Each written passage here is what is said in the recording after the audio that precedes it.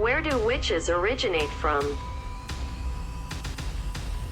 If you ask a Western child to draw a picture of a witch, he or she will most likely draw a hook-nosed old woman riding her broom or stirring a cauldron. So where does this witch image come from?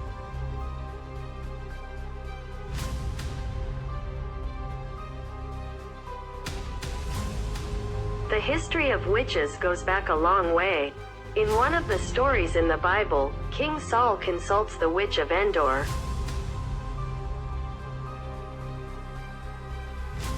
In the classical period, witches were mentioned as mythological beings that were half woman and half bird, and tawny owl-like beings that frightened flying creatures that fed on baby meat.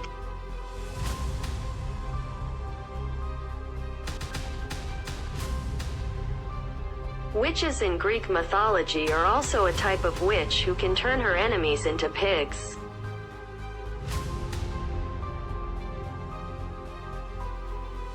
In other words, the ancient world is the source of many myths that will be associated with witches in later centuries.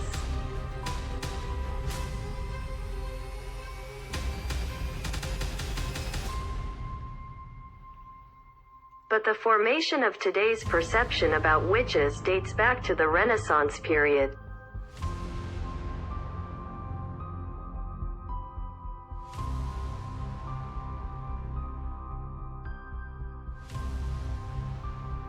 German painter Albrecht Dürer had a great share in the formation of the witch imagination in our dreams.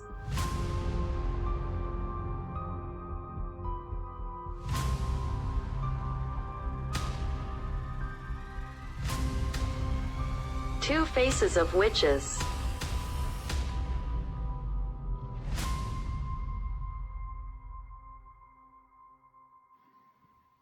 Two engravings by Dürer had a decisive influence on the dual pattern of the appearance of witches.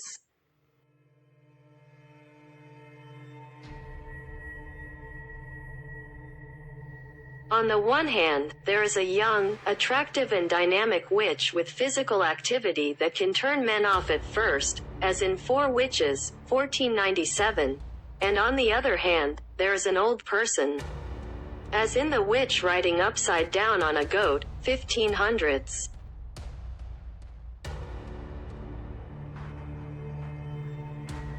In the second engraving, a naked old woman is depicted riding upside down on a horned goat, representing the devil.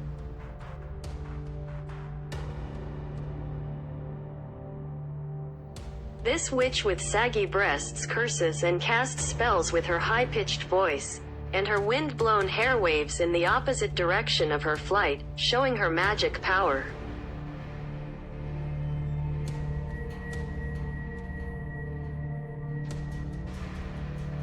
He even has a broom in his hand. This is the source of the witch image that has taken hold in popular culture.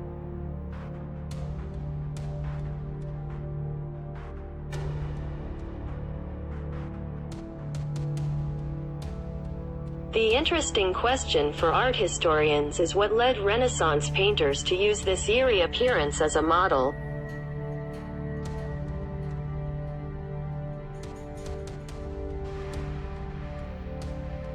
According to one theory, Dürer and his contemporaries were inspired by the engraving, The Battle of the Sea Gods, by the Italian painter Andrea Mantegna, 1431–1506, in which he depicted jealousy, one of the 7 deadly sins and known in mythology as envy, invidia. Envy has become thin, her breast sagging. That's why she is jealous of other women and eats babies. His hair is often depicted as a snake.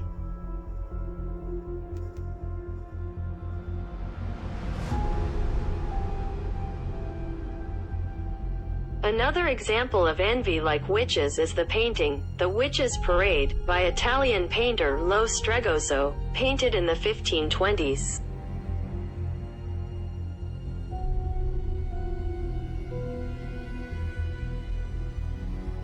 Here too, a witch with her mouth open and her hair disheveled and her breasts sagging is riding on a monster skeleton and stirring a boiling cauldron.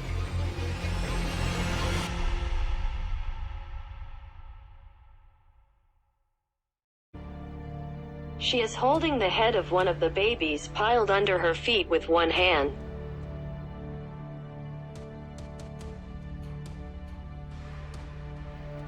The influence of the printing press. This painting was painted during the golden age of wizarding imagination.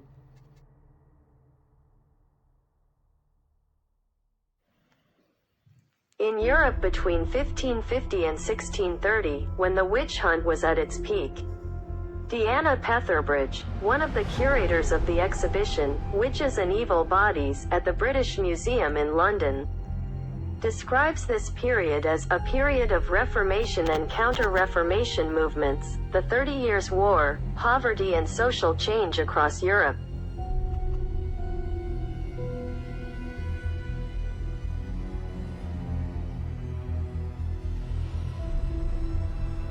Everyone thought the world was getting so bad that they thought it was going to end, she says.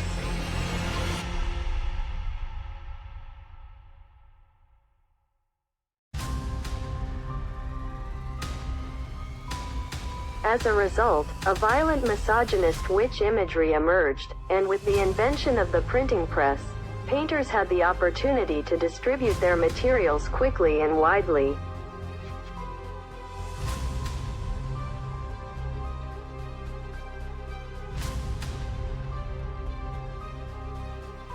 Experts say witchcraft is closely related to the printing revolution.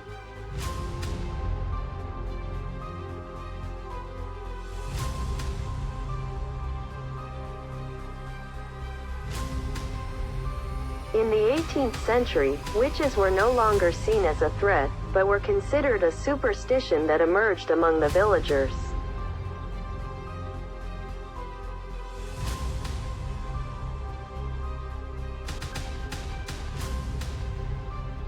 But this did not prevent a great painter like Goya from painting them.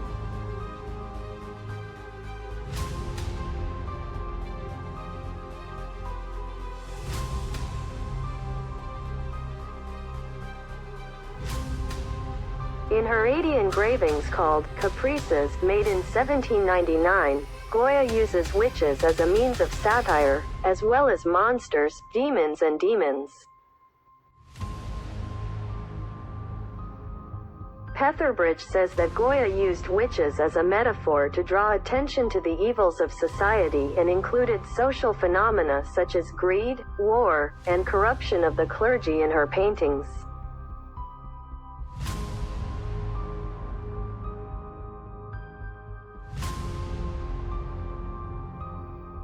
Misogyny.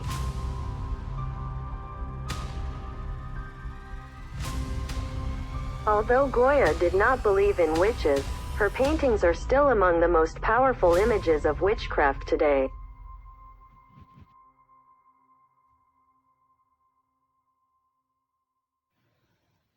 Throughout the history of witchcraft, what has always remained on the agenda has been misogyny.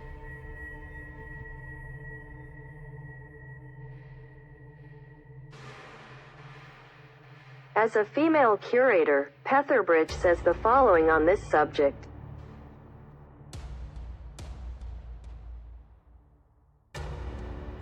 At first I found these images very disturbing.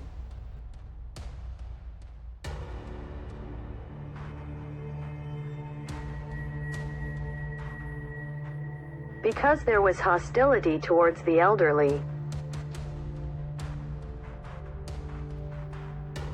But now I'm not so shocked.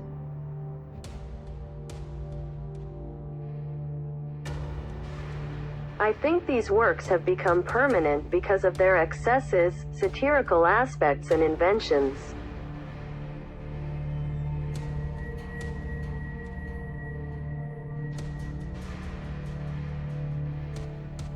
Yes, there is demonization of women in these works. But they are also linked to social criticism. Witches became scapegoats reflecting the evils of society.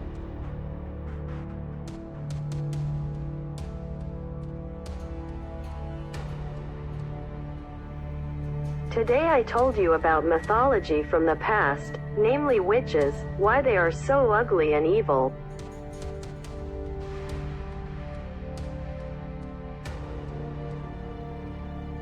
If you liked it, subscribe, like, and don't forget to turn on the notification bell.